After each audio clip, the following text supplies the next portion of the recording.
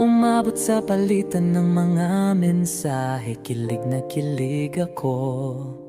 Kumusta? Kain na? Hello, magandang umaga.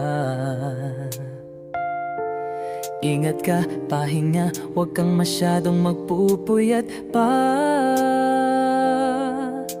Naramdaman ng puso na dahan-dahan akong nahuhulog sa'yo. Sa kada araw natin na pag-uusap, meron ang namumuo. Hindi ko na alam kung ano ang patutunguhan.